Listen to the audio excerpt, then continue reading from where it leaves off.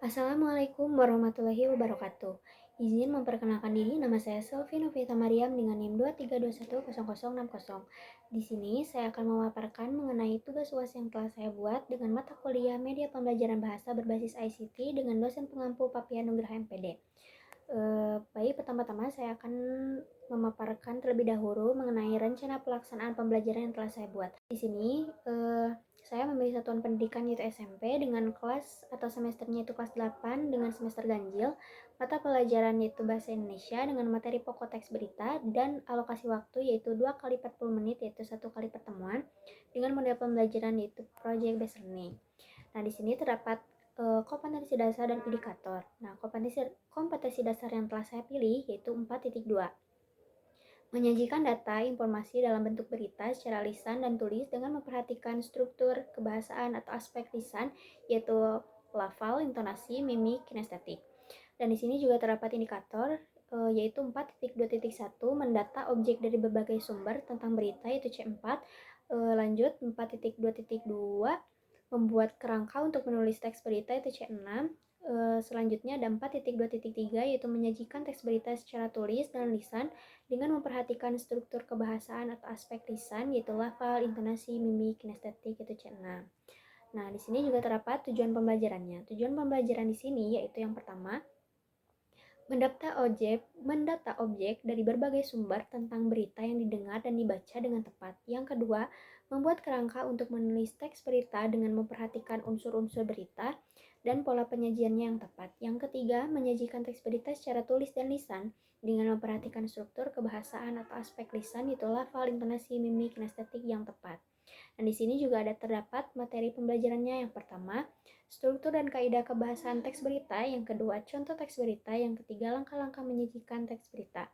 Dan di sini terdapat pendekatan model dan juga metode pembelajarannya. Yang pertama, pendekatannya yaitu scientific dan TPEC. Yang kedua, modelnya yaitu project based learning. Yang ketiga, ada metodenya diskusi, tanya jawab, dan juga penugasan.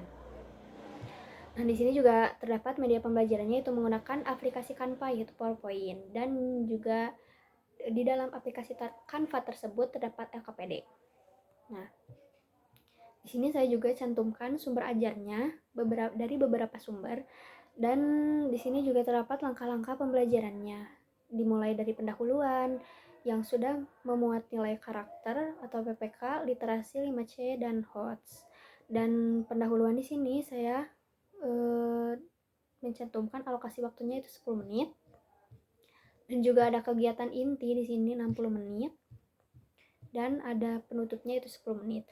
Selanjutnya di sini ada penilaiannya mencangkup yang pertama kompetensi sikap, yang kedua kompetensi pengetahuan, yang ketiga ada remedial, yang keempat yaitu pengayaan. Dan di sini juga saya mengembangkan media pembelajarnya itu melalui aplikasi Canva yang telah saya sebutkan tadi di media pembelajarannya, yaitu bisa dilihat di sini ada link Canva yang bisa diakses. Nah, sebelum itu di sini juga saya mencantumkan LKPD bagi siswanya dan juga asesmen. Di sini ada penilaian pembelajarannya.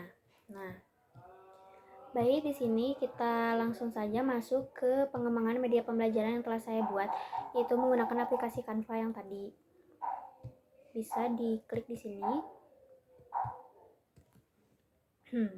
Nah, seperti yang telah saya tadi paparkan, yaitu saya memilih teks berita. Dan di sini terdapat mengenai mata pembelajaran, kelas, semester, materi pokok, alokasi waktu yang telah saya tadi sebutkan terlebih dahulu di RPP, dan juga ada kompetensi dasar, indikator, model pembelajaran, tujuan pembelajaran. Nah, lanjut kita masuk ke materi yang akan dipaparkan untuk siswanya. Di sini saya mulai dari pengertian teks berita, selanjutnya masuk ke struktur atau piramida terbalik. Dan di sini juga saya menambahkan gambar piramida terbalik itu seperti apa dan juga kaidah kebahasaan serta langkah-langkah menyajikan teks berita. Selanjutnya saya juga menambahkan contoh teks berita